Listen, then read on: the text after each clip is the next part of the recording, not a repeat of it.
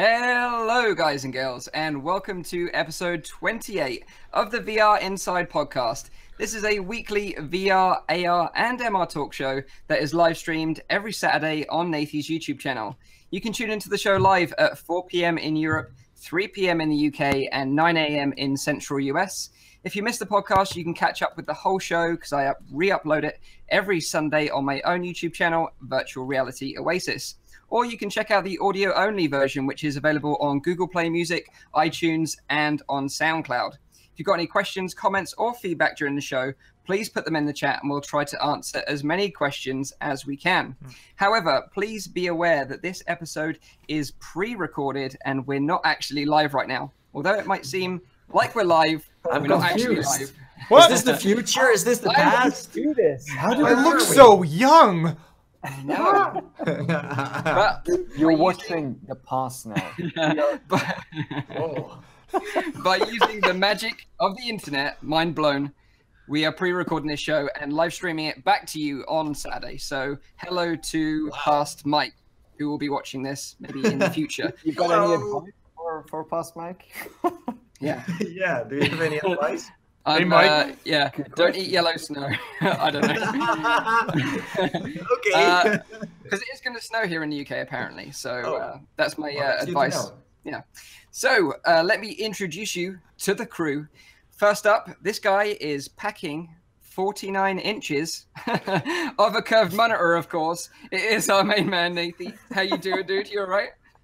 I'm doing fine. I'm getting tanned right now of this screen, you know? It's, yeah, it's like I'm on a holiday now, you know? I can just sit here and just close my eyes, you know, put the sunglasses on and, whoo, it's intense. That screen glare, you know? I mean, back in the days, those old monitors, you could always like get a tan from those, but nowadays it's also futuristic, you know, and yeah.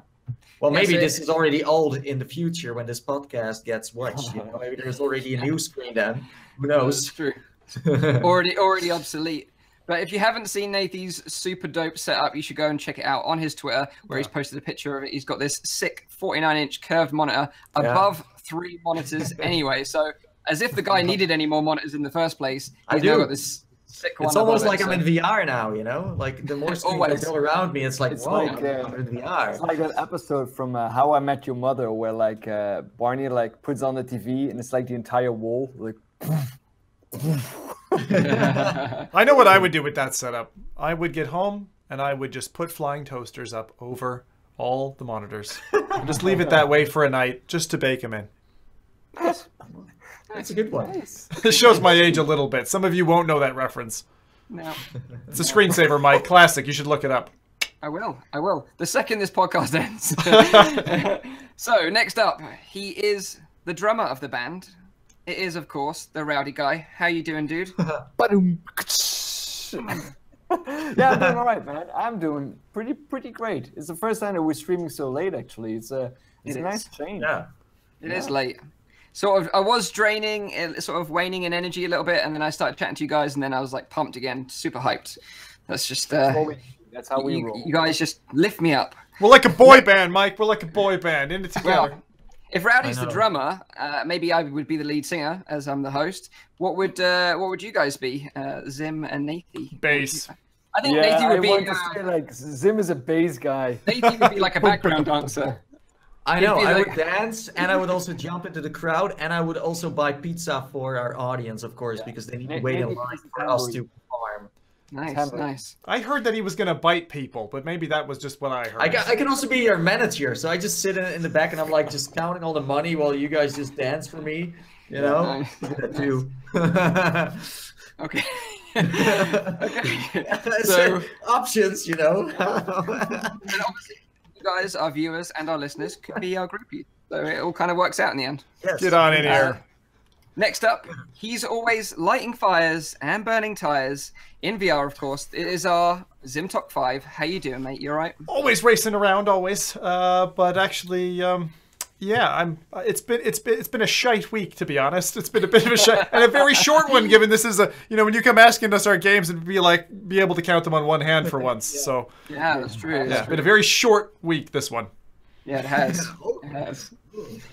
So, in today's episode, we're going to be talking about GDC predictions, what our thoughts are on this upcoming. We've got Jurassic World Alive AR. You can go and hunt down a T-Rex in your own town. Awesome. A Japanese headset with a candy arm that feeds you candy from your virtual girlfriend. Super weird, but also hilarious.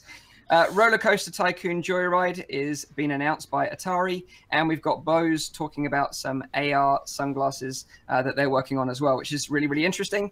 But let's start this show off with what you've been up to in this very short week. Like I say, it's going to be a very short one.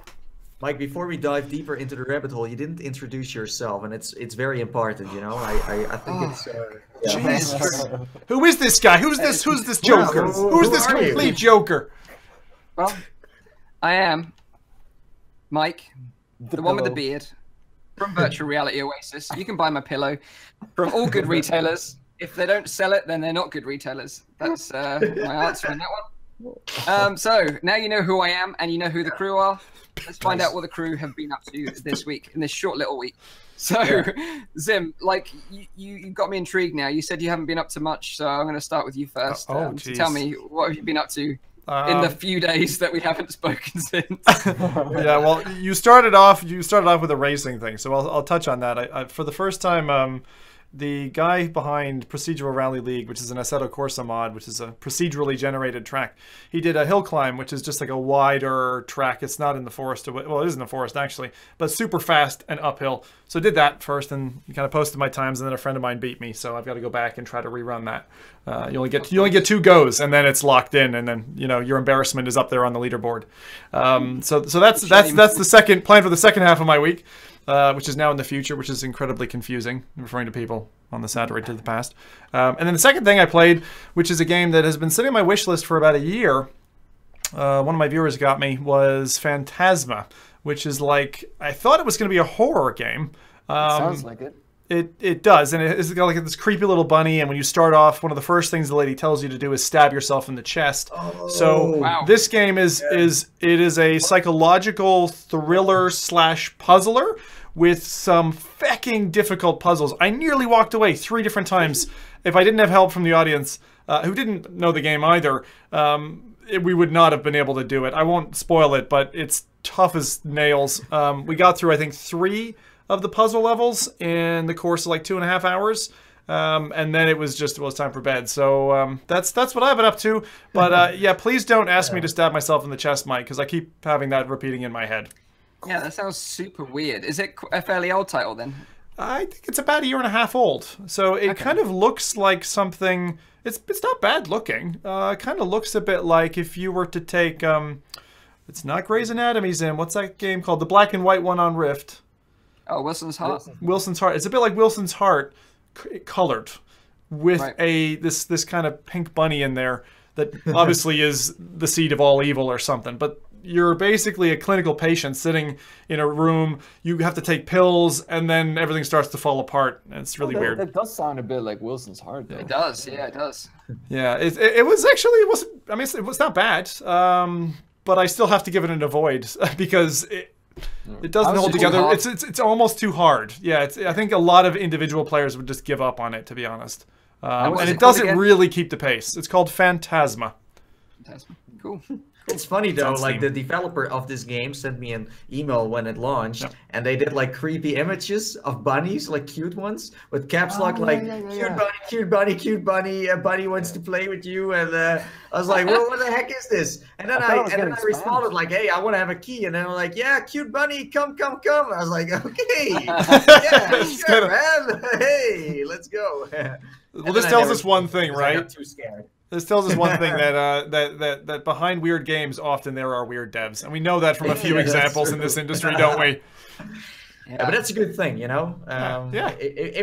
Some people that are creative are also a little crazy, but that's fun. I like that. I like those kind of people. It's like the Alice in Wonderland thing. Just get high on loads of drugs and go create a VR game. We'll love it. You can be crazy without drugs, too, right? Yeah. I mean, Don't do drugs. Don't do drugs. No.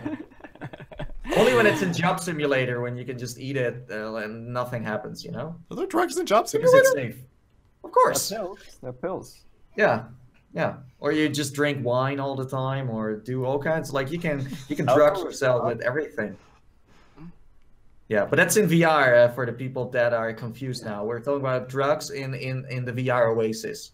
You know, where you can just Not eat as in much as you me. want there. Yeah, there's been enough things put into my me. this week. The metaverse, you know, to make VR Oasis. Yeah. And just to be clear, the VR Inside podcast does not condone drug use.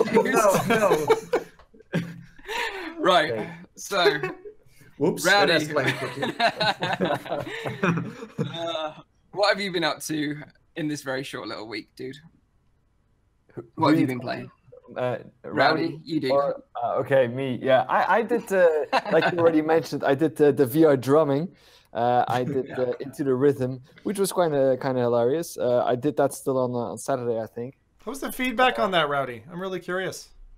I had the feeling in the beginning that the notes when I was hitting, it wasn't exactly on, but in the settings in the game, you can adjust it into such a way that it works better for you, but I didn't have the patience, of course, to set it up perfectly. So I just like, if you do it like for like a little while, then your brain kind of adjusts to it and you know when to hit it. So I just did that. Wii syndrome.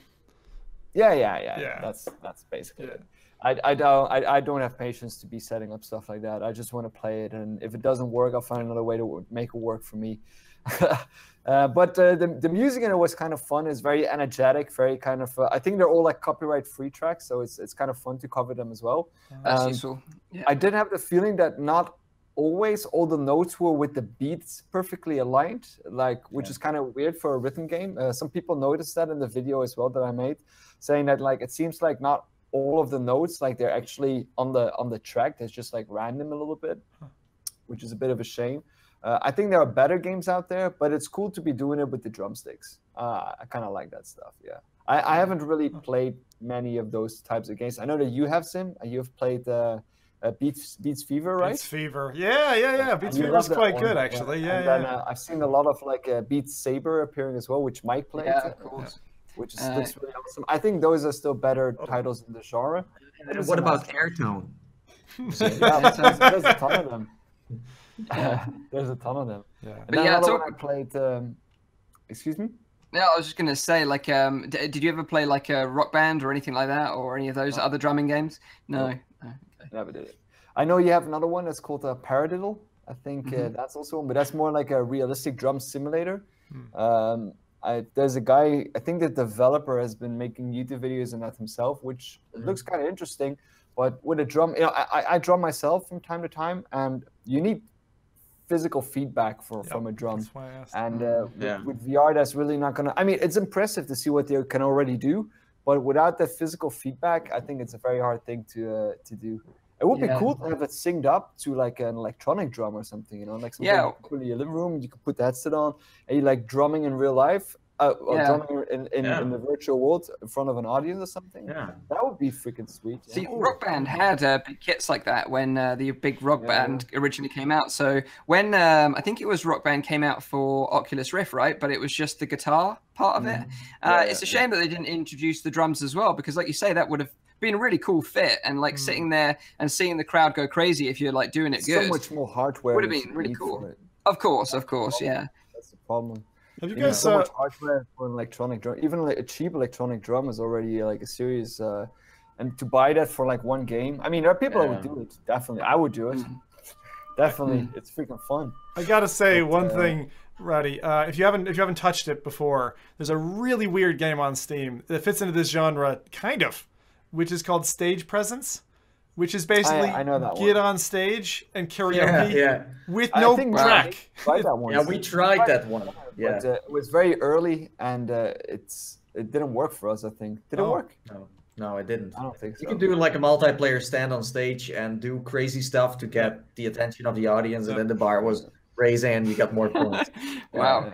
Yeah, we did that. Another game I played was Throw Anything, which is kind of like just a small little indie game where you need to throw things at creatures that climb up your wall. I did that one. It did quite well on the channel though, so that was fun. And then another one I played was Mad Farm. I didn't know what it was about when I started it, but apparently it's about zombie animals, like all the creatures in the farm. They've turned into zombies. It's like Pet Cemetery in yeah, VR. they come at you and they jump at you. But the stupid thing about it is that the audio in the game, it can freak you out because you hear like in like the background somewhere. And you're like, where the heck is that chicken? Where's the chicken? And all of a sudden, like jumps at you. Like it's very cartoony. It's very silly made and stuff. Like there's a lot of blood splatters everywhere. But it freaked me out at a certain point, especially in the beginning because I didn't know it was going to be about zombie chickens. I didn't really read the description of it. I just put it on. That's another one I played, and that's about it. What I did this week. Sounds like you've been smashing it, mate. I don't know where you had all this time. Yeah, how many days was that, Mike? Jesus, that was 3 days. Yeah, but I don't have time to do any recordings in the weekend, so I always do all of my recordings before I go to work in the morning. So I get up at 6:30 a.m. and then I record for like 2 hours, and then I edit in the evenings. That's how I try to push out my videos every day. Rise and grind. I like it. I like it. Workout schedule Nice for work. content creation. Well Yeah, done. it is. It is. Definitely. Nice work, man. Nice work. But talking about beat games, you mentioned Beat Saber. Actually, it's the one with the lightsabers, right? I'm actually really looking forward to that game. Like, there's been some really interesting videos that have come out of it, like mixed reality videos. And the way that they film it in mixed reality just makes it look so cool. I think they're also doing like some kind of like big advertising campaign because every time I open up my Facebook, I see like a clip from they Beat do. Saber. It's like it's appearing everywhere on every website and Facebook page, and It did kind of go viral. Cool. It looks so cool. Like also with like because it's a girl who's playing it. She like really like plays it out very like with big gestures. I don't think you need to use that big gesture, but the way that she does it, it's really cool. Really cool, actually. I think like talking about like the advertisement, I think it's not Beat Saber itself that is doing it. It's like that mixed reality program now that is. Of course. But it's funny though that they are advertising mixed reality right now because I don't feel like it's that well. It's like a fun bonus thing to do from time to time, but maybe it's because the game is so epic that it now is like suddenly and the music. up again. I think they really hit it with the music. Like I mean, even in the clip that they're using, like the music, it sounds pretty decent. Like I have a sinking feeling about it though. I have a sinking feeling that's gonna be a little bit like Mirror's Edge, you know, and like everyone else playing it looks awesome, and you're playing it, and you're like flubbing every note. And I like these kinds of games, but I don't know. I love that, the mirrored edge effect. But talking about like, because I was going to talk about it anyway, but that's what I've been messing around with this week so far is that Live application. It's called LIV, and basically it's an application that you can download for free on Steam that can help you record mixed reality content, because I've got the green screen for it, but I've never actually set up a mixed reality recording before, and I know tons of other people have done it, like Tribal Instincts and Sweeviver. They've got some really cool mixed reality videos up on their channel, but I've always kind of wanted to give it a go myself, but I've never had the time to set it up because it is pretty time consuming. So I'm actually planning to go through all the settings and maybe do a step-by-step video on how to record in mixed reality and kind of make it easier for people that want to achieve that look. Nice. I'll watch that. I'm really curious how easy it is now, because I did try it myself a few years ago as well. And it was so hard, and there were so many options I had to care about. And now it's like I know that Tribal did like he made like a little program back then to make it a bit easier for people. It seems like it got easier now to do it. So funnily enough, Tribal's tool is actually in Liv's program. I thought so. Yeah, because it was hugely popular. But there's a separate way to do it on the Rift. You run a program which is in the utilities, and that kind of, you have to scan a little checkerboard, and that kind of works out your distances from your camera. But I haven't actually tried it properly yet. I still need more time, but hopefully, like I say, I'll have a video covering that soon. But other than that, I've just been working on a review for a game that's currently under embargo, and hopefully I can release more details about that next week. But that's been about it so far. So what about you, Nathie? What have you been up to, dude? So I also played Into the Rhythm. It was a sponsored video, by the way. I'm not gonna lie, because I like almost everyone played it. But I did like it. It's an interesting music experience. The only thing I would warn everyone about, if you are interested in buying this, as Rowdy said before, there are many others out there that are way better. But the thing is, like, it has a workshop, and you can create your own tracks, and you can also create your own worlds. And I haven't really seen that with other rhythm-based games out there. But the thing is, I tried the workshop and it doesn't work. So I was like, why are there no songs on there? Why is there like nothing on there? And so it's not working. And it seems like the game is outdated. So in my review I made, I said like, I would just wait until the developers are showing that they are still alive and that they are willing to, well, update the game, because it's a shame. Make the workshop available for everyone so they can create. Like, it could have made the game a lot better. I mean, we got many examples of other VR games that have a workshop now and are just killing it, you know, in terms of how popular they are. Increases the longevity of the game, huh? I mean, if you can do that kind of stuff, then your game has so much more potential. So for me, it's like I liked it, but it's just, it has been updated. The last update was in November 2017, and nothing happened anymore. So that's what I would recommend everyone. So if you want to get it, just wait until the developer updates it. So that's one I played, and I also played Steam VR Home. Now that sounds weird. Like Steam VR Home is like basically what you have in Oculus Home, right? Where you have that environment you are in, and it's your menu there. You can like meet up. Well, I don't think you can meet up with friends in Oculus Home, their system yet, but in Steam VR Home you can, and you can go to environments. You can dress up. You can also unlock objects that you got from games you played. And HTC made a environment called Driftwood. It's pretty old, but that's one of the places you can go to within like Steam VR Home. It's like a home pod, a spaceship, and it's like a little home that you can live in and also have your like VR menu in. But now they added a bunch of Ready Player One Easter eggs in there for you to discover. So well, I couldn't find the DeLorean, but there was an Iron Giant in there, and the book from Ready Player One, and they also had a Vive in there, just a prop. But if you turn it around and looked inside, you could see like a key in like the lenses. So that was kind of cool. On the subject of that, I actually recently finally got to try out the home version of Oculus, and I have to say I was indeed, like, I know you guys talked about that a while back, but I hadn't tried it. It's very impressive. I find that a really, really cool feature that Oculus has with that, and I think that I mean, I haven't tried like the Steam Home like Nathan described it yet, but I didn't, because I kind of loaded it up just to like, you know, have a quick look, and I spent like, I think maybe 1.5 to 2 hours just like messing around with it. I didn't do anything special, but just seeing what the options were, like putting some cloths everywhere, like to make it like one question, Rowdy. One question for you then. Yeah, go ahead. Did you bust open any crates? No. You get, like, this is the crates. best thing in the whole game. You get these golden and silver crates that you just get for like playing games. The more games you play, the longer hours you clock. You just get them, and it opens new items, and you can bust them open and then place them in your world or whatever. It's so addictive. It's very good. It doesn't cost any money. It just costs you your time playing games, which you're doing anyway. So it's awesome. A free loot box. It's kind of scary though how addicting those loot boxes can be, even in like a virtual environment. It's kind of creepy. I'm like, like, am I going to get even more addicted inside than outside? Don't do it, Devs. Just like putting your Rift on and like putting your, you know, on the table, not playing any games, just so you can get them loot crates. You know, I got crates in my game. Loot crate fix. Oh yeah.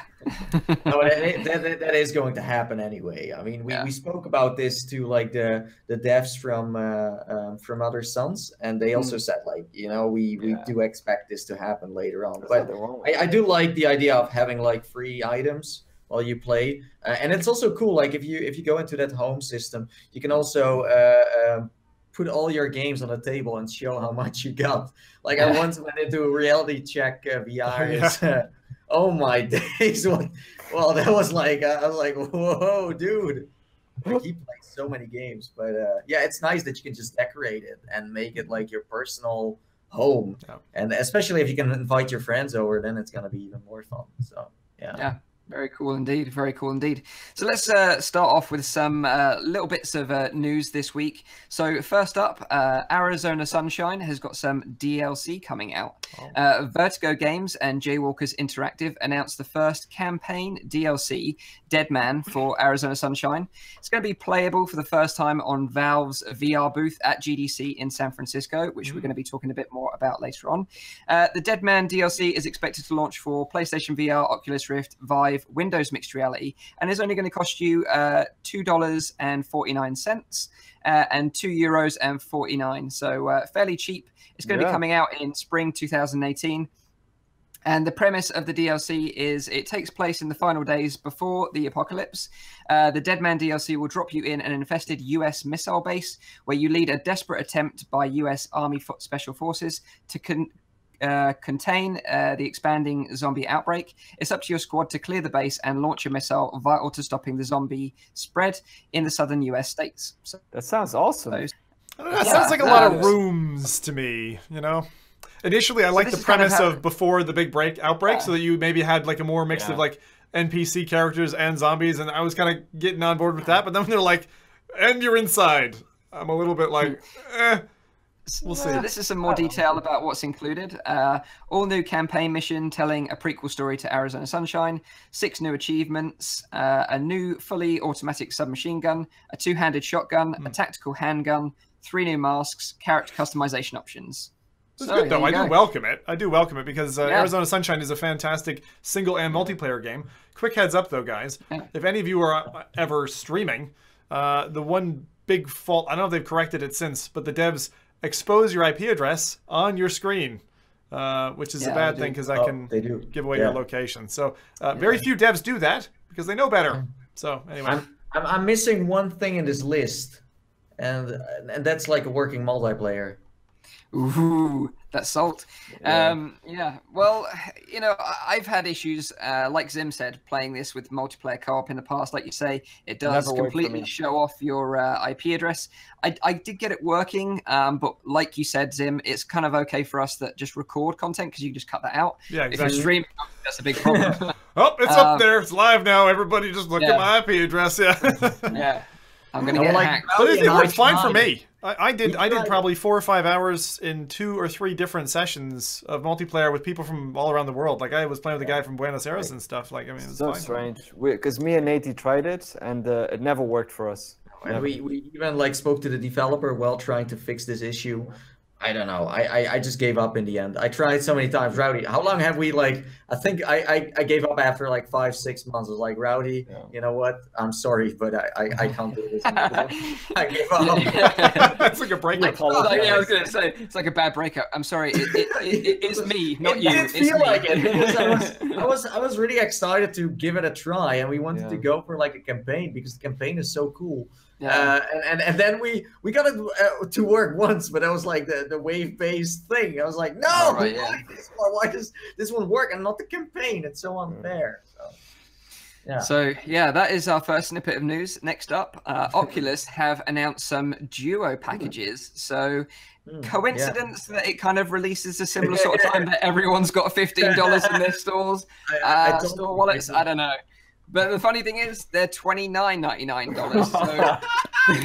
So this is either pure coincidence or pure genius on Oculus's behalf, because, like I say, these bundles are really, really good value bundles, but they're $29.99. So you're going to have to double up on your $15 to get these. But I mean, that's business. That's just it is.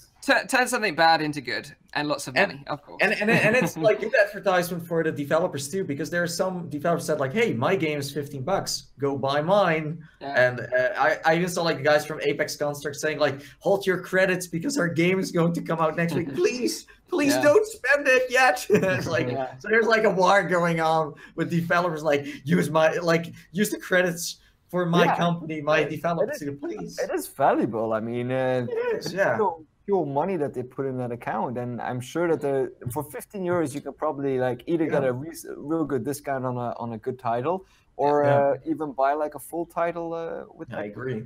Yeah. And I mean, your choices are going to be looser too, because usually when you need to spend your own money, it's like you're just thinking for a week, like, okay, I got $20. Okay, what should I buy this time? And then it's like, oh, I got 15. Okay, hey, there we go. So you buy something freaking random, but it could be fun, you know? Yeah. So yeah. For these duo packages, I'll go through the bundles. So the first one is Arizona Sunshine, like we've just talked about. So Arizona Sunshine and Super Hot together, which I think is like the best one. If you don't own either of these games, this is the package out of all of them to buy, in my opinion. The next up is Eve Valkyrie and Sprint Vector. The next one is The Climb and Job Simulator. That combination. Yeah, okay. It's a strange That's a weird marriage. I gotta say. Yeah. Then it gets even weirder because then you've got From Other Suns and 11 Table Tennis. What? Yeah. How? And then you've got Onward and Spark. So both competitive, I guess. Fucking dead. Raw Data and Box VR. So out of that, I would probably go for the Arizona Sunshine and Super Hot one. Yeah, definitely. Yeah, What's your recommendation on that one, Mike? With both great single player. Is this like the second time they gave like credits to people? Because I remember that when Feral Rights came out from Insomniac Games, as far as I know, it's like a very it was like a brawler, a third-person brawler without like the touch controllers. It was like a gamepad one. I think that people were they felt like scammed because the game was so bad that Oculus said like, okay, we just give you what did they do? Zim, do you remember? I don't remember. I wasn't affected by it. Did they like get money back or something? Or you were right. There was a credit of like of 10 quid or something. I can't remember, but you're right. There was a second credit. I remember. Yeah, but it doesn't happen that much that Oculus gives like credits, to And also, I found out actually that you need to qualify for this, little store credit. You don't get it as default, and to qualify for it, you need to have logged into your Oculus Rift on or after the 1st of February 2018. If you haven't played on your Rift before that time, then you don't. You're not entitled to this, store credit. So just if you're aware, I have personal. I got not really excited because anyway, I got excited because I got 2 emails from Oculus, one to one account and one to another account, because I got 2 Oculus accounts, one for kind of internal testing and where people shouldn't be able to see. Because if I'm streaming, I can't show them that I've got a game in my library that is sensitive. So I was like, yeah, $30. But like you said, Mike, the qualification I think on that one, because it's been inactive for a couple of months, didn't cash out. So I got it on one, not the other. So they just sent this email to everyone, but it's not like you can just get the credits. 2 sides. Like it depends on when you they sent out the email first. So they sent the email, and the email went to everyone as kind of like we're having a problem. If you and then we're gonna give something for this. But then only qualified people actually got the credit. Yeah, only qualified got the credit email. That they know exactly when you log in. No. Of course, they know everything. How are you gonna detect like external hackers and stuff intruding into your network? Of course they know. This is timestamping. They know what you're watching in virtual desktop. Dude, they know what's in your room. They've mapped your room. Rowdy logged in at 1 a.m. again. I wonder what he's doing. It's the same with the Rift. It's so hard to turn off. Like Oculus Home always pops up every moment of the day. And then last night I wanted to play with my Vive, and I got now like 2 GPUs. So my Rift was like plugged into one, and the other one was like the Vive was plugged into the other one. But then, like, Oculus Home, I had to close that before I could use Steam VR. It's like, you're not going anywhere. You're not going to play on Steam until, like, you closed Oculus Home. But you need to, like, plug out your Rift to kill Oculus Home. Otherwise, it just comes back all the time. Oh, my God. There is a good tool. Like, if you use the Oculus Trade tool, which is an external application, you can download it for free. If you right-click on it and go up, you can say Stop Oculus Service, and that will stop it from opening. So nice. you could manage it that way in future if you're interested. But yeah, moving on to our first main topic is GDC, because GDC is coming up very soon. For those that you don't know, it is a yearly convention that happens around this sort of time and is going to kick off on the 19th of March to the 23rd of March in San Francisco. So GDC is the world's largest professional game industry event. Join game designers, programmers, artists, producers, and business professionals for 5 days of unparalleled education, inspiration, networking, and for the global game development community. So tons of stuff we think is going to be announced at GDC, loads of new games, loads of new hardware. So I was intrigued to know what your sort of predictions are for GDC this year. And if you want, I'll start it off with a couple of predictions of my own. So I think that at GDC this year, Oculus are going to announce the release date for the Oculus Go. I think that's going to happen. So after this date, you will know when Oculus Go is going to be released, because I'm pretty certain it's going to happen imminently. I think they're going to show off more of the Santa Cruz, and my also prediction around the Santa Cruz is that they're going to give it its official name. So Santa Cruz has been its prototype name for some time, but I think they're going to properly name it at GDC. And then, of course, they're going to be announcing some games and partnerships that they've been working on. I don't really have any predictions for that, but I think they will be like some big AAA titles, of course, from Oculus. So yeah, they're my Oculus predictions for GDC. I wonder what you guys think of those predictions, and if you've got any predictions of your own. Well, do you have like any? Sorry? It's always hard to do those kind of predictions. Yeah, no, I agree. But like Mike, do you have any predictions like next to Oculus as well? Like anything else, or is it just like fanboy? No. Stop it. Don't bully Mike, guys. He's not an Oculus fanboy.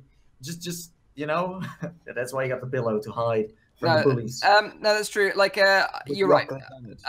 That is just my Oculus predictions. I don't really have any predictions for anything else, because let's be honest about it, everyone else has already shown their cards of what they're doing. Vive has shown the fact. I don't think Xbox are going to be announcing any VR content. Oh, that's a nice rumor right there. I will bet you something on that, Rowdy. I'll quite happily. Hey, we're not betting anything. I just said. Okay. So yeah, the reason. Oculus. The reason why, to justify it, the reason why I don't think I don't have any predictions of anything else is because Vive have already shown their hand with the Vive Pro that they're working on, that is going to be coming out soon. They'll probably announce a release maybe at GDC as well. That would be interesting. PSVR, there's nothing really on the horizon. Well, that's Valve, so. I actually think that Valve is going to announce something. I think Valve details on some of their games are going to hit, including VR titles. We're not going to go down this hole again. We're not going down this hole again, but in the past, Valve have favored GDC for announcements. Okay. And actually, I think, Mike, to answer Mike's lovely question, Oculus Go, I think you're right on that. I think they will release the release date, because it was supposed to be out in Q1. Fucking get on with it, guys. If Valve would announce one game, no, Rowdy, we're not starting this again. We're just fight again. Oh, just a quick PSA here. If you didn't listen in to last week's podcast and understand what all this commotion's about, then I recommend you rewind to go find that. Episode 27, I think it was. I think it's got a bit heated. Yeah. We almost broke up. No. We love to chit chat about Valve, basically. But talking about Valve, I'm not that old, as you may know. You know, I'm still like a young god. Like Zim, no offense. You're one of the oldest here. Excuse me. Or is it Mike? I'm gonna get you, little boy. I think it was you, right? Well, no, but like what I wanted to talk about here is like how did Valve announce like all the other games they did? Did they ever like announce them on stage, or were they just like, hey, well, here is our game on Steam, because they own Steam? So it's like, why would you even have to go to GDC? It's not that relevant compared to their own platform to give a stage on there to announce something or do a stream there. You know what I mean? Yeah. So I don't know, like if you can remember any of those like announcements back in the days. Like, how did they announce their other games? Yeah, so I mean, I remember there was this big Queen cover covered by Gabe Newell. He came on stage with like spandex, and he was just kind of talking about the games, and then all of a sudden there was this big cord that ripped out, and then he just like ripped his shirt off, and it said the orange box just on the center. He tattooed it on the middle of his chest. Okay. So GDC might be a possibility then. It's very possible. It's very possible. But my prediction, I got only one prediction, and that is Vacation Simulator is going to be an open world game. Wow. Because you know that I did like a whole video on like the Job Simulator trailer. I never uploaded it, but it was like a reaction to their trailer of like 2 minutes, and I watched it like 10 times, and I discovered that I think it's like a little open world, not like Skyrim, like or you mean like Fallout. The Sims? Like kind of like The Sims, where you can go. Yeah, it's like they got an open world as a menu, and then you can just go to certain places. That's what I think. That's how the trailer looked like, and they will be showing that off some gameplay. I'm not sure if they are like I think Upload and other websites and YouTubers are allowed to record it, so we will see some stuff from that, and budget cuts. New demo. Yeah. So we'll see what that will be all about. So before you all went a bit crazy, I just want to clarify my thoughts on the whole Oculus thing, because I did have some Oculus predictions. But as I was saying, Vive already announced their Vive Pro. PSVR just announced their new headset like late last year. You got Pimax that might turn up to show off the latest revision of their Pimax 8K headset, maybe, and maybe announce a release when they're actually going to ship this to backers, because they've been a bit quiet just recently on that front. But maybe we'll see some more mobile headsets there as well. Maybe like the Google Daydream Mirage or the Lenovo and the HP one and everything else. Maybe we'll see some more of those. But I think Oculus are going to be the major players at GDC this year. But nothing big. Yeah, games. I actually think, just in terms of hardware, Mike, remember it was, I don't know if it was last year or the year before. I think it was the year before. GDC turned into this, sorry, is it E3 I'm thinking about? It was insane. It was like 25 different headsets were announced, from all these different colorful providers. I think it was 2 years ago, E3. But we could have something like that, but I doubt it, because 2017 for VR was a bit of a slowdown, right? And I think content-wise as well. So I am expecting some surprising software out, which is good, because the first quarter of the year, as we all know, has been a little bit slow. Yeah, but is GDC really the place to announce hardware? I don't really feel like that's the place to be for that. I think Valve needs to say something about a VR game. Like, why would Valve go to GDC if you can pick so many? Like, I would go to the E3 myself if I was Valve. But hey, maybe that's like going for a smaller stage can sometimes be much better for like. But also, I don't want to go into the Valve thing. Yeah. But E3 is some time away, isn't it, right? So if you've got something that's ready for release now, then you want to announce it now, right? It's free hype. Like an announcement. Maybe that is. But like the actual demonstration, and save that for E3. Yeah, but definitely it's perfect timing for a teaser, because everyone's just waiting for news. Like sitting here waiting for news with their tractors like just feeding them into their mouth, and they're just waiting for something. Really, if I was a developer or development team, I'd say get a fucking any kind of teaser trailer and get it there so that people can be hyped and cover it. That's it. Yeah. But that's the thing, like you said, Zim, like it's been a bit quiet on the game front in terms of VR titles. By the way. So what? I don't think it's been quieter in terms of VR releases. I just think that we as content good users, ones, I think it has. Yeah. Well, what good ones were there in 2016? Well, maybe not 2016, but in 2017 there was some like real hitters. There was plenty. There's just let me go back to my database. I will fucking show you, Rowdy. I'll show you next week. The thing is, we've gotten a lot pickier in terms of what we're playing. I mean, of course, we're not going to be playing like all of the wave shooters that we were playing in early 2017. And I think late 2017, a lot of good titles came out. Yeah, I'm just saying, like, it's been a bit quiet, like the last 3 months. Feb, March. Yeah. Past Christmas. I mean, like, Skyrim is coming to HTC next week. Yeah, but what else do you know that's coming out that's like a AAA release? Budget cuts. Yeah, but that's not AAA. Yeah, it's not. What AAA do we have in that was from the ground developed for VR? It was only Doom. Well, AAA is a vague like term. Yeah, Lone Echo, Robo Recall. We're talking about AAA. Yeah, because Robo Recall was from Epic Games, the AAA developer. Like AAA games in VR. Like the Journey is from Crytek. Yeah, AAA developer. That's what I'm talking about. Yeah. Like I feel like AAA is a little bit like there's not like really triple A for me is like Alchemy Labs, Cloudhead Games. But this is what I mean. Officially, they are not triple A, but like for VR standards, they are good in what they are doing. But all I'm saying is that it's been a bit quiet from all of these developers. Like we don't have any like real like anticipation for any big titles coming out soon. I don't know. It's like a mix. I do agree with Rowdy where like we played so much stuff, so sometimes it's like, And then I have statistical analysis which says otherwise. Actually, my reviews since 2014 have gone more positive. It's hard to believe because I'm a fucking tough dude when it comes to stuff. But you know, actually, my audience pointed out to me, they're like, actually, you know, games are trending in a better direction. You know, that's what I mean. So things are improving. I totally agree that we're getting better titles, but what I'm saying is like we don't have anything to anticipate on the horizon right now. Like we don't have like, oh yeah, this game is coming out, I'm really looking forward to it. Like other than the Respawn title that Oculus are working with, like I don't really know anything else that's coming out.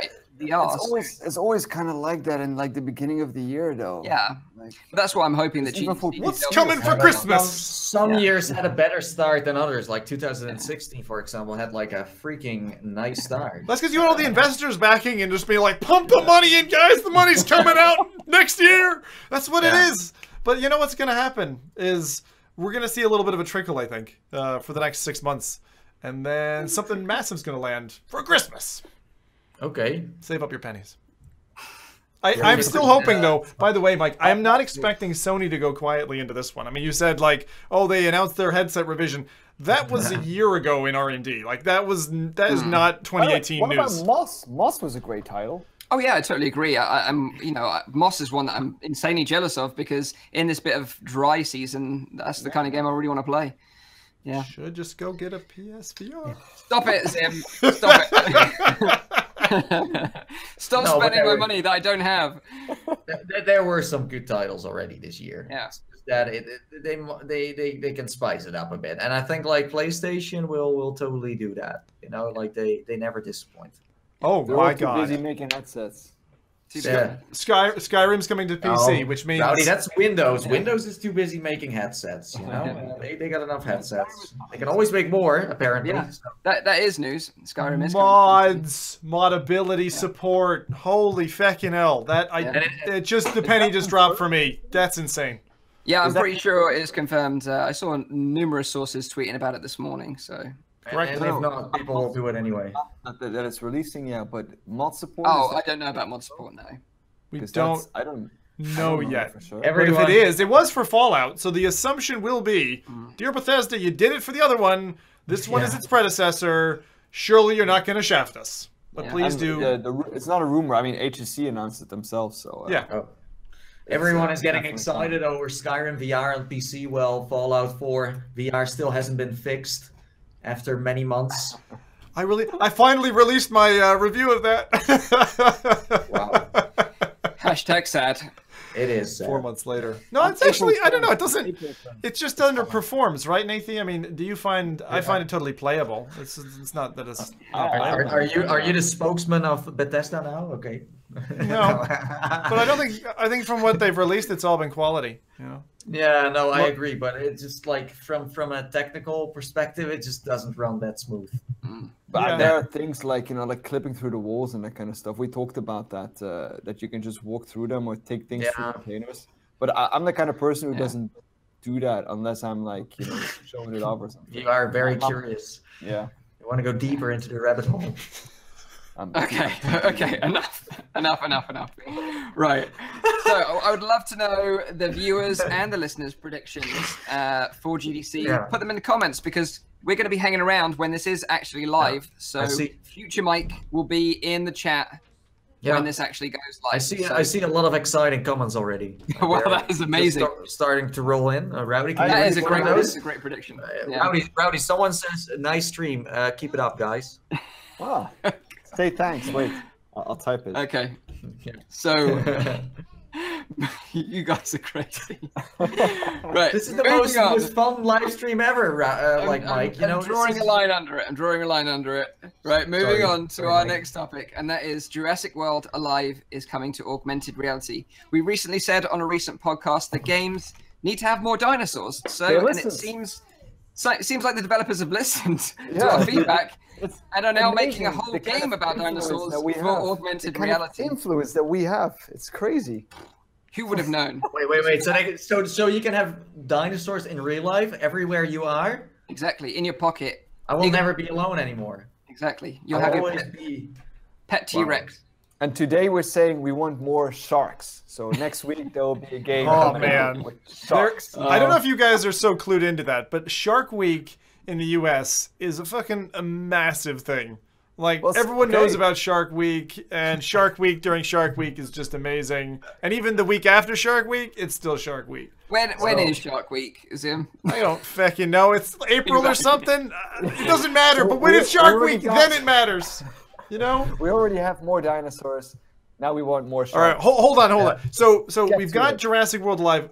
Mike informed me about this one last week when we were getting ready, and then we rolled it to this week. But I'm very two sides with this one, because I was one of the dudes who was out there fucking running around with my family, having a blast with Pokemon Go. I absolutely loved it. I thought it did incredible things for at least 2 months for loads of people. I saw loads of people out, met tons of people, and I can't say I made any friends who I have to this day or anything, but I have a load of battery packs, and I still use them.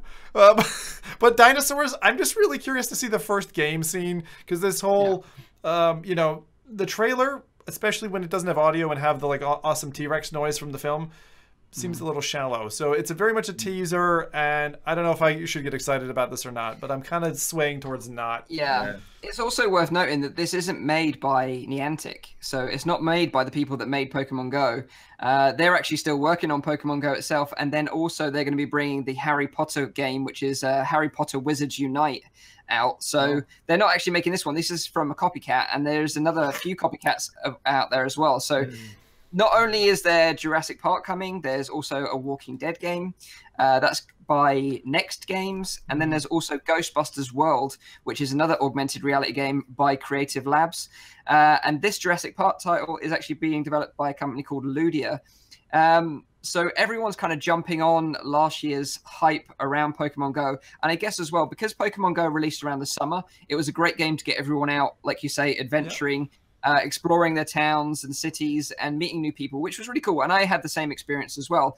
Like a bit like you, Zim, I didn't make any lifelong friends out of it, but I met some cool people along the way, and it was a ton of fun.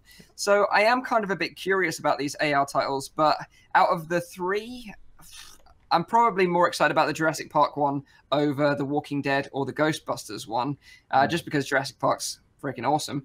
Can you maybe explain, like, you know, what do you already know about the game? Like, what is there already known about? Like, what can you do? Or so this is from the developers. Players discover dinosaurs by locating them on a map and deploying an in-game drone to collect DNA samples. You'll be able to snap a photo with your favorite dinosaurs, level up the beasts you capture, and unlike in Pokemon Go, you'll be able to battle them with other players.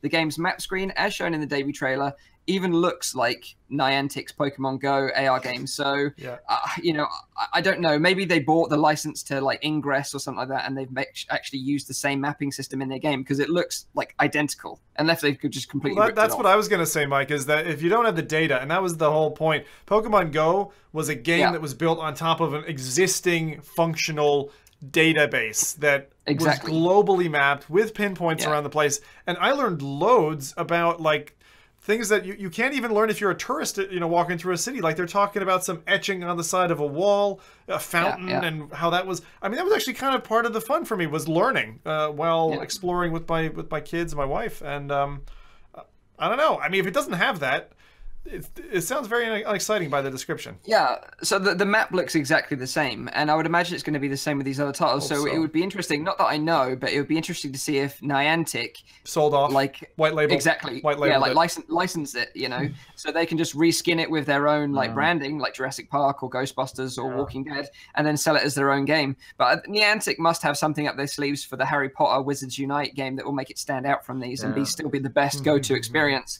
And the thing is as well, like Harry Potter fans are really dedicated fans, and way more so than these other IPs. So I would say that that's probably going to trump it. But I do have some really great memories of being in the park. I don't know if you had the same experience, Sim, but there's a big park near where I live, and loads of people congregated there to play Pokemon Go together. And then people actually lost their freaking minds when like a Pokemon, Pikachu turned up, and people were actually running, like running stampede to go and get him. It was that crazy. The thing that I always had with, because I played for a little while, like pasta collecting, for me there was not a lot of fun to it. Yeah, like, see there. Like, once I had one, I mean I couldn't really do anything with it. I could show people like, look, I have this one. But for the rest, there wasn't really a lot to it for me. I kind of missed that, like, because I loved like the Pokemon games on like on Game Boy. I played them so much, and I don't know, but a part of me was kind of expecting more in that direction. That you could like fight to other trainers, and you could like train your Pokemon and have like different techniques, and you could like say what kind of attacks they were using. But all of that wasn't. I mean, when I played it, at least, wasn't part of it. I lost interest after like a week. Yeah, I still think that the dinosaur one can be very cool. Like kids love dinosaurs, so for kids this is gonna be like it's Rowdy loves dinosaurs. It's next level magic, you know. Even that it will maybe not work that well or not look that good. It's still really nice. But the thing is, as far as I know, there will be a new Jurassic World movie out this year. So this is just purely there for advertisement. And you guys know we talked about many VR movie experiences. Maybe this is going to be the first AR movie experience. Let's see if the level of quality is better than, let's say, a game where you need to scream Jumanji and you need to pick up the rock and just move into place. Can we please have Nicolas Cage getting eaten by a dinosaur? So who knows? It could be maybe it's like a great game. I mean, it's the same with Harry Potter. Like the Harry Potter Lego games were freaking great, even that they were still promoting the movie. So it can happen, but it depends. So like Rowdy says, in Pokemon, you couldn't actually battle other players. You could battle people at gyms, but you couldn't battle people directly. Whereas in this Jurassic Park game, you actually can battle each other. So that is one bonus, I guess. Well, I mean, the battling at gyms wasn't really a battle, right? I mean, you just put the Pokemon there, and if it died, then you're kind of screwed. Yeah, but Nicky is completely right, actually, that this is actually going to be released around the same time as the movie, which is called Jurassic World: The Fallen Kingdom, and that's coming out on the 22nd of June, which, ironically, is my birthday. So, you know, maybe I'll go and see it. I think I've seen the game that they're making as well, like the more like zoo type, like Zoo Tycoon type of game that they're making. This is a VR game? No, it's a regular platform. A regular TV. Sorry, I know. Boring. Play pancake games. Get out of here. This is a VR podcast. Get Rowdy, off. don't join the dark side, Rowdy. Beware. Sorry, Rowdy, you can stay. You can stay. So I'd be interested to know also, because I will be here in the future, what AR game would you like? So if you could have a sort of Pokemon Go style game with any franchise available, what would it be? I'd be curious to know. So let me know in the comments. Dinosaurs. Or better. But I think Rowdy made a really good point, just to mention about Pokemon Go, because my wife and I, we made a game because of the fact that what happens with Pokemon Go is it levels off at the top, right? You're collecting, and also the difficulty gets to the point where it's like just very unsuccessful later on. There's no feedback, and it's just like it just turns into this grind fest, right? And it's like you lose the fun almost completely. Then they released the second series Pokemon. It was like a little uptick to say, oh, I can find some new stuff again, but there really isn't much gameplay there, and I'm really interested to see an AR game that becomes pervasive. And maybe I'll tell you what I would like, Mike. I'd like to see something that was you know how like DayZ is this persistent, almost, I don't know if roguelike is the right term to use for that, but anyway, single death and you lose everything and then you start over again. I'd love to see a game like that where a reset button happens if you do something wrong in the game, and so you're actually like it's a survival game, but it's AR. I'd love to see that. Like you could find stuff around the world that helps you survive. I've not seen anything like that yet. And just while we're on the topic of mobile games, for those of you that enjoy Fortnite, that is actually coming to mobile as well. So Fortnite will be coming to mobile, which is again bizarre. How's that going to work? I don't know how that's going to work. Is that a VR game? Shut up, Rowdy. It's my show. Oh, Mike, Is it No, Mike?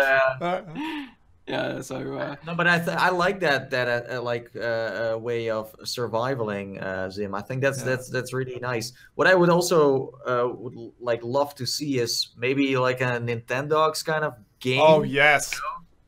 Or some kind of Tamagotchi in like AR style. I don't know. I know a girl who's doing it. Actually, she's working on a project. She was looking for funding at OC4, who is doing a pet style VR game. I don't know if it was in Unreal actually, and she was having trouble. But I would love it. I would love it. Nintendogs, I think you hit it on the head, and it would sell like fucking pancakes. Nintendogs. Nintendo, yeah. Mike's You know nothing about Nintendogs, Mike? Come on. Mike went like this. Nintendo. I mean, that's the thing. Some people like are not allowed to have a dog or something else, or pets. So having like an AR game where you can, because like Nintendogs was not just a dogs running around. You could trade items together. You could visit with your dog to someone else, their place. You had different. It was like very addicting, and it had like a nice progression system.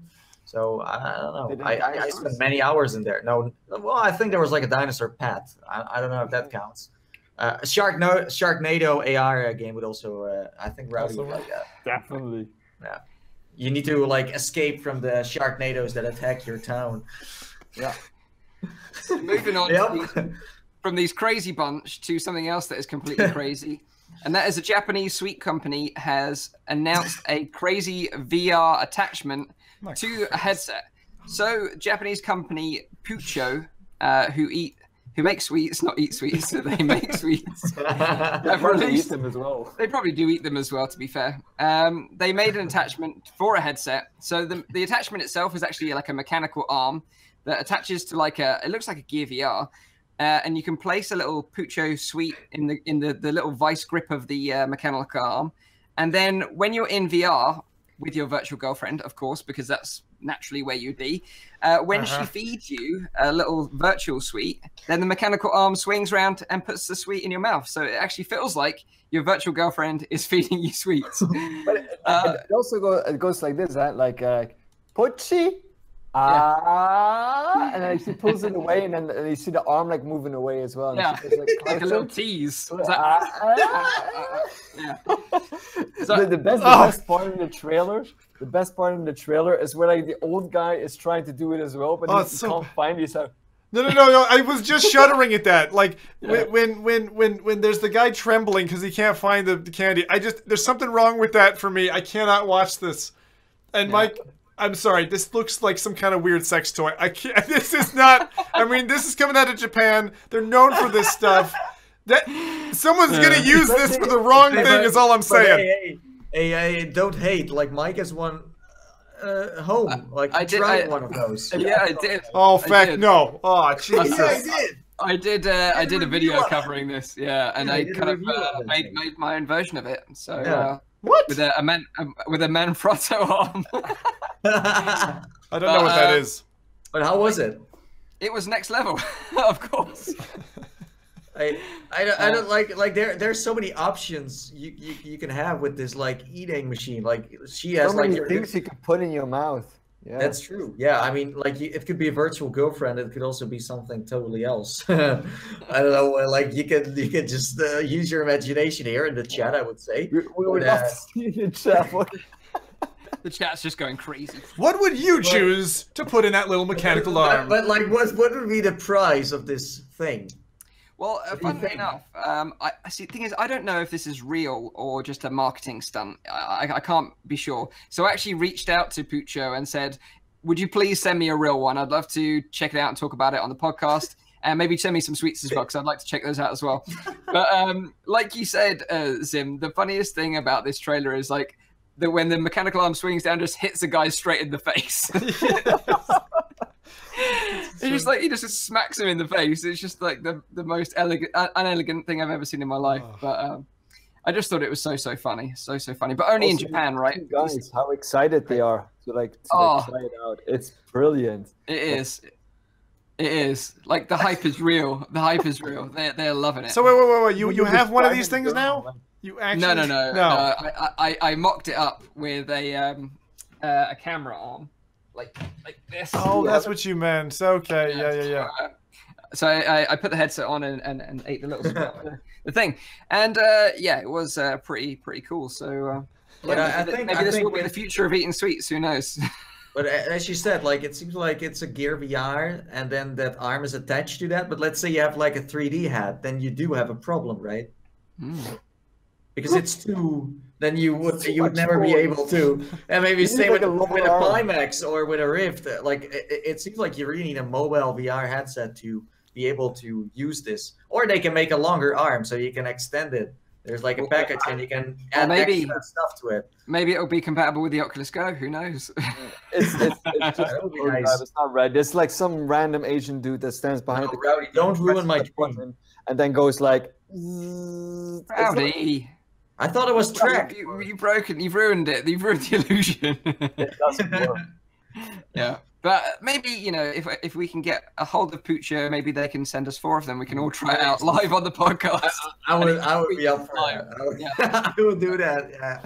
Puccho, if you're listening, send us some sweet some attachment arms. We love you. Do your little trailer. Yeah. So we'd love to know in the chat if you've seen any weird VR accessories yourself. Let us know what ones you've seen. That's opening a wide hole there, Mike. You got to be careful asking that question around me. Especially if you go to, you know, my Twitter. I sometimes love posting those kind of things, especially because, indeed, like you said, Sim, there's a lot of those sex toys going around, and they're getting quite. I haven't tried them yet. Next sponsor for Rowdy's channel. You'd be surprised how many emails I get from. I do too. No joke. I get followed by pouring this and pouring that. It's insane. But they send out emails and asking me if I can try it for the channel. I don't know if they know how YouTube policies work and all of that. Yeah. But you can't really do that kind of stuff. It's for science, Rowdy. You've got to educate everyone and let us all know what the experience is like. Yeah. I'll consider. Take one for the team. Technically, you could just review it. It's just you need to use some tricks. Talking about Twitter, by the way, links are in the description below. Follow us all. There you go. Nice little plug there. Nice little plug. Thank you. Talking of plugs. Oh, Jesus, Mike, come on, man. Come on. Use a different word for fix sake. I'm sorry. Sakes, Mike. Oh, this is so bad. I won't be talking about plugs. So cut that out. Cut that out. We'll get demonetized. Right. Game face, Mike. Game face. Right. Yeah, next topic. Roller Coaster Tycoon Joyride is coming to VR. So, So Atari recently announced they'll be bringing Roller Coaster Joyride to PSVR. The PS4 exclusive will be enhanced for PSVR as an optional extra, but will be fully playable outside of VR. So this also marks the company's first foray into gaming for a long while. They've sort of been out of the game for some time. But it seems a shame to me that they aren't bringing this to PC, because really, when I think of Roller Coaster Tycoon in my mind, like PC is the platform that it kind of really evolved in and really grew as this big, huge thing, not PlayStation. And like we talked about last week or the week before about like Rolling Line, that train simulator game, where you could design a track and then you could go into VR and ride it. Well, that kind of seems what you can do in Roller Coaster Tycoon Joyride. So you plan out your roller coaster track, or you can build your amusements, and then you can go into VR and ride them in first person. But at heart, I think this is just a normal pancake game with a kind of VR gimmicky add-on to it, essentially, for PSVR. And it doesn't have dinosaurs. There might be DLC. Yeah, they will have dinosaurs for sure. You can design your park with like different teams. But so you're saying it like you don't know for sure if this is like a like parted VR experiences or more like something they really try to do whatever they could. Like then it feels like I'm holding a gamepad and then I use that and then it's like tracked and I need to just move things away. Like how No. So you don't actually build the park in VR from what it sounds like. You build the park on the sort of flat pancake version of the game with your PS4 controller, and then you can actually go and ride your rides in VR. So I love the idea of like just building it from top and just then go and then zoom in and then and then eat like candy in the meanwhile while you're like in first person and then ride some like that could be like that. Then I need one of those machines, you know. No, but I do really like that idea. And don't worry, peeps, if you got far packs, you can play it with Planet Coaster, and it's really fun. Interesting. But we've already got I do like the idea, though. We've got the exact same game. It's already we've had it since 2014. No Limits 2. Yeah. Right. Yeah, we've already had it. I do like the idea of like merging the two together though for PlayStation. I don't think that's been done a lot. That you have Resident Evil who did it. Like you have a VR mode, and you can play the full game then. But I do like it's like basically like you buy the game, and if you have a PSVR headset, you have a little extra. Yeah, exactly. So you like those blenders, Rowdy? Because I don't. I'm basically saying to them like I like those Tomb Raider. I'm not saying it because I never played roller coasters. I'm not No. So I'm saying like if you take a 2D game and you tack on some segment of it, like Gran Turismo did, like Tomb Raider did, like would you rather a game with a tack on to a just flat 2D game? So an extra, you mean? Yeah. Yeah, I don't mind that. Yeah, I do like that. Yeah. If it's done well, why not? I think you have to go beyond. For me, you have to go beyond a certain percentage. Like Resident Evil 7 was enough. It was like 80% of their stuff was VRified. You know, if it's 20%, in my view, you can feck off. Like, stop teasing me. I'm not comparing Resident Evil here. But what I'm saying is like I like it that they're developing a game. You know, it's not meant to be a VR game. But they saw the potential of like, you know, people who have a VR headset dipping their toes in. If you can also go into the rides, and I don't see that as a negative thing per se. I wish more games that would do that, because sometimes I play a regular game, and it would be cool if I could just stand on this hill here, put a headset on, and look how the hill looks. Yeah, okay, no, that's true. Like they could have decided to not do it at all, so like it's there. So yeah, that's true. But this is PSVR, Mike? Yeah. I was going to say, because on console, I actually have more heart for them. On PC, I'm a little bit colder. Yeah. Because it's a bit it like... doesn't happen on PC that much, to be honest. Yeah. Well, they're more limited on the platform in terms of just getting the content up there. I mean, it's months to get your stuff even onto the store. Yeah. But of course, I prefer a full VR release, or nothing beats that. But yeah, I think I sort of echo your thoughts, Rowdy and Nathy's, really, in that you know, it's nice that this exists. It's nice that they're thinking of VR, but it would be nice just to have a game built from the ground up in VR that we could just build our park in VR as well. That would have been the better option.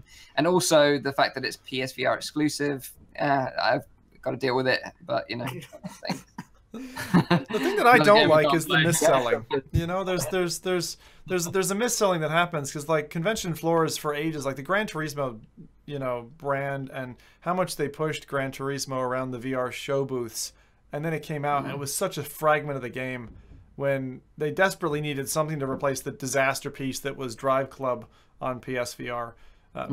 So I don't know. Like for me, it's definitely it's very mixed feelings. Because it also depends on how they hype that up and how much they advertise this. That's my point. Like humble and they're like, you know, we just added this and I think that's okay. Then it's fine. But if they are like, oh, VR is so immersive and go into every ride, blah, blah, blah, and it's like, you know, if the expectations are too high for this, then I'm afraid that people are gonna hate it. But like as long as they just keep it as a nice little feature, then I mean more games, like in my opinion, more games can do that, where they're like, hey, we got a nice view, you can just watch this in VR. It's not that like a big of a deal, but we added it because we think it's, you know, and this is one makes sense because you do want to ride a roller coaster you built. So yeah. So whilst on the topic of roller coasters, what are the best roller coasters that you've experienced in VR? I'd love to know. Oh. Easy. What about you? Because you've pretty much ridden them all, right? I've done them all. I've basically done them all. I've done every single roller coaster game on the Oculus Home Store. What are your top 5, if you've got a top 5? They're all in No Limits 2, which is a 30 quid. Well, when I bought it, it was a 30 quid game. So it's not No cheap. Limits 2. But it has the 2D, so you can build your own coaster in 2D, and then you can go ride it in VR, and it's awesome. Is this only on Steam, or is it on Oculus Home as well? Only on Steam, I'm pretty sure. Okay. What do we call like a roller coaster? Is also a game that is like fully on rails, so like some kind of like just like Or just like a Rush of ride. Blood, right? Rush of Blood would be because that's not really a coaster game, but it's a rail shooter, right? Yeah. And But is that it- one game, Hooten Tooten Shooten Gallery. I don't know that one. What was that again, Rowdy? What was the name? Rootin' Tootin', something like that. Shooting Gallery. You do know that in games, eh? I know Ghost Town Mine Ride. Yeah, that's the one I want to see. Ghost Town Mine Ride is quite good. I thought it was going to be shite, but it's actually quite Is good. that a roller coaster? Would you define that as a roller coaster? Yeah, there's enough roller coastering in the game. I would also define Thumper as a roller coaster because it's basically on a track. Yeah, but I mean that's a third. Yeah, okay. Yeah, Come on, it's close enough, Nathan. Third-person roller coasters. I don't know if that counts, but Well, it's not really. I mean, it's pseudo third person, right? Because you're right above the track, and really all you're seeing is track and big ass bad guy in front of you. there's no plan for what like kind of like, but for me it's no limits for sure. I did like a Titanic roller coaster on there, like it was built through the Titanic ship. It's kind of funny. What also like there's another good one from Summer Funland, that roller coaster. It's kind of short. It's not. Is that the G2A one? Thrill. Well, it was the G2A one, but their license expired, so they relaunched it, and now it's just a clean one. It's still the same roller coaster. And when you buy Summer Funland, you also get you could call that a roller coaster where you ride Batman's motorcycle. So it's like on the rails because you can't control it. So I would consider that as a roller coaster. And then last but not least, I played one called Legends.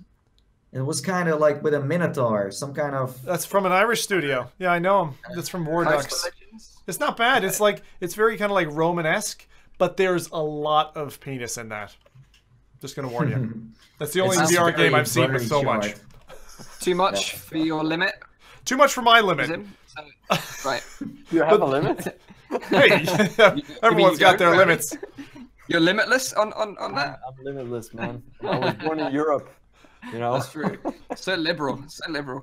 I played so many of those roller coasters on my cardboard headset back in the old days. Oh my God. I got sick of them and never touched them. Well, yeah, we didn't even talk about the initial demo from Oculus themselves. That roller coaster was great. The one with the track break. Yeah, the one from the castle. That was great. That was the first time I've ever felt like, I mean, it was my first go in a VR headset, and I literally stepped into this coaster.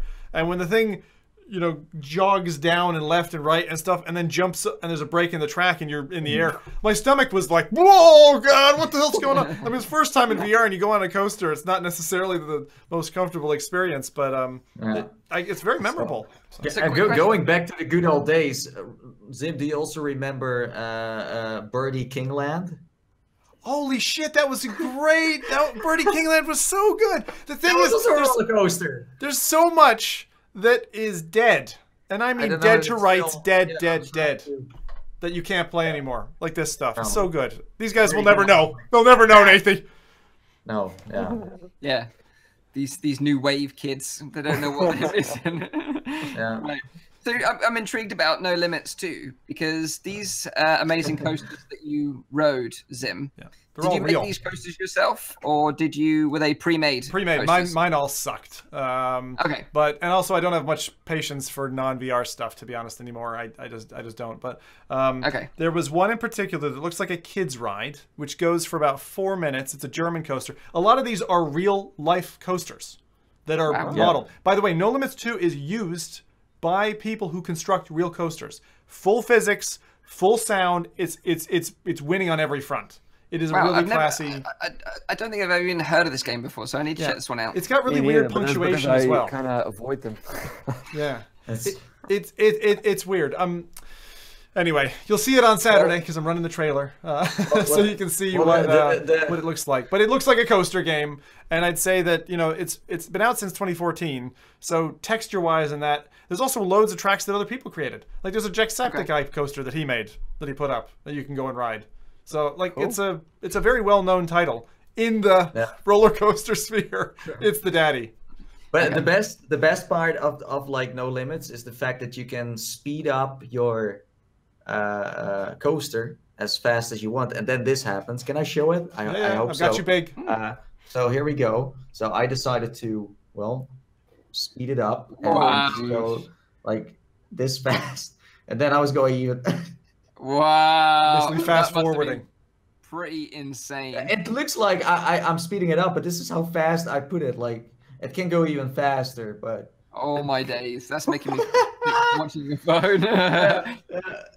Oh my god! It's funny. You have like a menu there, and it really feels a little bit like a DK2 kind of experience too. It's not very like VR proof, but it's also not bad. It's like meeting in the middle. It's like one of those like you need to like roller coasters in a way to have this like game in your library. You know? I just realized that Nathan and I need to get together for kind of a little one-to-one cast here of the good old days and talk through all of the old DK1 and 2 demos because I've got a library of 230 still. Yeah. We're going to talk about interesting stuff.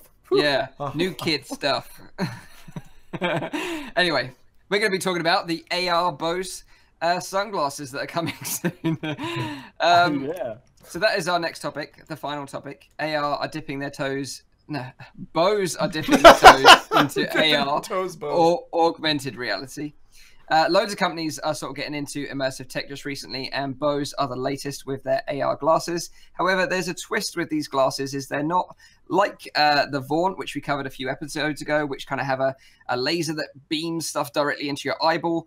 These Bose glasses are actually just audio only ones. So they're augmented reality, but without any visual aspect. They're just audio only, which is kind of interesting move. Cool. Yeah, kind of interesting. Obviously, Bose are well renowned for their audio quality. Tell us more. This is very. I believe it's bone conduction. Cool. So it's not actually bone conduction. Is it actually just speakers? It is speakers, but they're supposed to be sort of the way they've designed the glasses, and they kind of sit in the frames. They're near to your ears, so people around you can vaguely hear them, but it's not going to be too overwhelming. Like, you're not going to piss people off on a train or anything like that. Yeah. But Bose actually unveiled this new tech at South by Southwest in Austin, Texas last week, where obviously where all the Ready Player One stuff was going on. But these glasses, they're kind of like a 3D printed prototype just to show off the technology. There's tons of other applications they're considering, like bicycle helmets and earbuds and other technology as well for this augmented reality sort of audio system that they've developed. But these glasses, the ones that they've showed off, featured integrated motion sensors, including a 9-axis sensor, which can tell which way you're looking and which direction you're moving. It syncs up with your phone via Bluetooth to take advantage of GPS and other applications on your phone to sort of feed you information as you walk through the real world. So small speakers built into the glasses stems feed audio to the wearer. And the idea is that you can sort of walk along a street, and then when you tap a little sort of button on the side of it, it's like a little touchpad. You can look at a building, for example, and then the information about that building will be relayed to you in audio form in your ears. So you can find out maybe about a historic building, or, you know, the reviews of this burger joint that you're looking at. Whatever it may be, it will kind of give you the information relevant to what you're looking at, which sounds kind of interesting. I'll tell you what sounds really interesting, Mike. This is an awful idea that just came into my head because of the TV show I'm watching with my wife, but I can imagine there will be a crowdsourced rating system for people on a 1 to 10 scale, how pretty people are, and then your little glasses are going to tell you, oh, that's an 8, that's a 9, you know what I mean? Like, this is going down a dangerous road. Well, there is no camera. There is no camera built into this these glasses, so it's not going to know. But I get your points in like that's like AR could be like a social rating system where you're pressured to, you know. Yeah. But it's interesting what you're saying here. So is it linked to a Google database then? Because I don't think it's gonna like save up new information. No. So it syncs to your phone. So it will use your phone internet connection to reach out and gather all this information from different applications. So because is it just going to tell you like bakery 19 something, and then it's like, how is this going? Because it needs to sound. You tap it. Yeah. Well, this is the thing. They're working with developers at the moment. So this is like a prototype. Yeah. They're going to be shipping out 10,000 of these prototypes to devs and eyewear manufacturers to say, this is our new platform. You know, develop your apps for this, and also maybe model some of your, designer glasses around this platform. And what they're doing is they're providing $15 million in funding for these developers to start creating their applications for this platform already. And there's people like Yelp and TripAdvisor that are already on board and trying to sort of make their applications available for this platform. So it's kind of cool. You know what I think for what this will be a great application? I know he's going to say. People with a visual disability. Oh. Yeah. Okay, I think it's, even if they're walking on the road, that they know what road they're on, if they work together with government so that they can, for example, know when they're next to a traffic light, what restaurant they need to go to, giving directions to them. It will, if they're smart, they really go into that kind of field to try to like augment the reality for those kind of people. Because I think there's a huge potential for those kind of Alzheimer's, right? If you notice that the wearer is too far away, direct them home. The other thing I was thinking was tourism. Like people who get on a tourist bus, how many people, walk around a museum or get on a tour bus or something? You could totally have these things programmed so that they're doing the job of the person who's narrating, and then you don't pay that person. But the other great thing would be, Raud, as on the mention, talking about like sort of tourism, if this had some sort of built-in microphone in, which I'm not sure if it does or not, but if it could translate to you in real time, that would be really useful as well. Like if you're abroad, it could. That would just be an epic. I don't know if anyone else has caught the technology name, but I think is it Google? Amazon and Google are doing there similar is something devices? like that available. Right? Yeah, it's really neat. Yeah. So something like that would work really well. Also, like if you've got geofences marked around certain locations, so you can have a geofence around your gym. So GTFO, get off my lawn, kids. As soon as you go to the gym, it automatically starts playing your gym playlist or something like that. But obviously being Bose, the sound quality is obviously going to be top notch. But they're looking at other sort of manufacturers to take on this as a sort of technology to integrate into their own glasses. So like Ray-Bans and Oakleys, for example, would be a good shout because, inherently people that wear those are sort of on the cutting edge. Of course, Mike, there's another application here. Snowboarders already have the big visors and stuff. I mean, I can't wait for snowboarders to have like kind of AR augmented into that, but also the audio side for direction, location, not getting knocked away in a snowstorm kind of thing. Definitely. But what did you say, Ronnie? Tree on your right. Yeah. Calling mounting rescue. You seem to have broken both of your legs. You suck. You're screwed. So I've always liked the idea of audio built into a pair of glasses, and I actually kickstarted something that was very similar to this called Zungle Panther on Kickstarter, and that was a pair of shades that had bone conductive speakers in. And I was really hyped about it, like so excited. And when they finally came, I was really excited, but they were absolutely awful. They were so bad.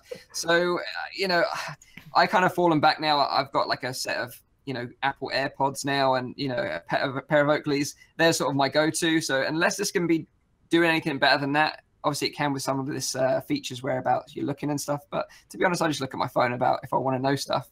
Well, your watch, right? I mean, I don't know about you, Mike, but Apple Watch for navigating a city you don't know works really well. And the thing is as well, like Bose said that is particularly interested in glasses over anything else because they're more comfortable and socially acceptable. And they rather than earphones or earbuds, and they say they don't signal to other people that you're busy or unapproachable. And to be honest, that's one of the things that I wear earbuds for, because I don't want to talk to anyone and I don't want anyone approaching me. But it is smart that they are dipping their toes in this market, because they will be able to maybe deliver this whole sound aspect and this technology to someone else who makes the glasses, the AR glasses. And that's going to happen where you have AR glasses and let's say Samsung has AR glasses and another sound company or like music company or whatever it is will make. So they show that they are also. It's kind of strange to have no like things in your glasses yet, but they are. This is an opportunity for them to work on this now and also like get into the market a bit. I think they should really first focus on people with a visual disability. I think there's a huge market there. I agree. I think it's a great idea. For example, there's guiding dogs, but they're really like in short supply as well, and it's so hard for those kind of people to get around. Then, especially people who become blind, it's nearly impossible. I think these kind of things can really change their world, and there will be a lot of funding on this side as well. I agree with you, but I think that for the Bose brand, just looking at it as a product manager, I think they would need to go for some, medical assigned brand. You know what I mean? Because I think that if I think about the Bose brand and what they are and who they market to and all that, I think that those are two different markets, But I agree with Rowdy that I think it's a great use case. If you're pairing this with a GPS in your phone, the GPS is pretty good up to sort of like within a few meters. So, if this is going to be helping you, navigate around and be more accessible and see people if you're blind, then that's going to be awesome. Pikachu really on your left. Yeah. Capture Pikachu now. Go catch Pikachu. So that is Bose getting into the augmented reality market, but doing it in a different way, which I admire because, everyone's kind of going the visual route, and it's interesting to see them tackle the audio only route. And I think it's really cool that all these people are getting into immersive technology for wearable tech. It's really exciting time to see all this stuff being developed and coming out. It's going to be a really exciting few years ahead, I think. The one technology I still haven't seen yet, Mike, that I'm still wishing they'll have for single dudes in a bar, right? Like it was called red taction back when I was doing my electronic engineer degree. But when you touch somebody, when you shake hands or whatever, that you have contact between your electronic devices across your electromagnetic, what do you call it? Not aura, whatever that's called. Because you can actually modulate that, and it's very low power, has no effects on you, but it's an information exchange without having to hand over a business card. I still think business cards are such an antiquated thing in this day and age, and it's still really awkward. There's no like ubiquitous thing where I can just bring up my phone next to an Android phone and there's an exchange of information. Like this just is funny story. When my brother went to China, no one is using business cards there. It's all WeChat, just code spammed on. That's it. It's all what? WeChat. Yeah, like that. But then like WeChat is like a global thing they use in China. Everyone uses this app. So everyone is connected. It's like Facebook, Twitter, everything is in this app. And everyone in China is using it to pay stuff, to post stuff, to everything. Wow. It's good. So good. Doing business cards through that is, but that's going to take for us like here, we're kind of behind compared to China. Interesting, Rowdy. Your business card. What does the QR code link to? What does it go to? I linked it to my YouTube page. That's a smart idea. Nice, man. I like that. Whoa! Hang on. Quick round here. Who here? Obviously, Rowdy is a fan of QR codes. Otherwise, he wouldn't have one on his business card. But what about the rest of you guys? I never use them. I use business cards, but I don't use QR codes. No. The thing is with the QR code, like as cool as it is to look at, it's not like a URL. There's no sense a human being can make of that fucking QR code, except for, and Mike, I don't know if you remember this from OC4. They had QR codes which had a little dude with a face, like a little mask embedded in the QR code in this QR code hunt on site, which was kind of fun. That's how we won these. Yeah. They made you work for it. Although regular links on there anyway, like the regular links on there as well. But the QR codes are, the thing is, if you have a Google phone and you take a picture, it automatically recognizes the QR code. Like, I never found all those things at OC4 Zim. Did you not? I got 2 bottles. I asked you where they were, and I think you pointed me in the right direction, but then I got lost, so I didn't find them. That's fine. I think it wasn't too. I blame you for me not having. Blame me. Hey. I'm joking. Sad Mike. Yeah, sad Mike. #sad. So yeah, we've been rambling on for about an hour and a half now, so we're going to wrap this week's show up. I hope you guys don't mind that it was pre-recorded. We had to pre-record it because I'm away Saturday, so I wasn't going to be available to stream this live, so apologies for that. But we all will try and make it into the chat so we can interact with you guys while we watch ourselves back, which is really weird. But just to remind you, this is a weekly AR, VR, and MR talk show, live streamed every Saturday on Nathan's YouTube channel, unless we pre-record it like we did this time. You can tune into the show live at 4 p.m. in Europe, 3 p.m. in the UK, 9 a.m. in Central US. If you missed the podcast, you can catch up with the whole show on a Sunday as I re-upload it to my own YouTube channel, Virtual Reality Oasis, or check out the audio-only version while you're out and about exploring the world and catching Pokemon. Available on Google Play Music, iTunes, and on SoundCloud. Thanks for being part of this week's show. I hope you understand that we couldn't record this one live, but we will be back on track with our usual schedule next week. Thanks for tuning in, and bye-bye. Bye. See you later.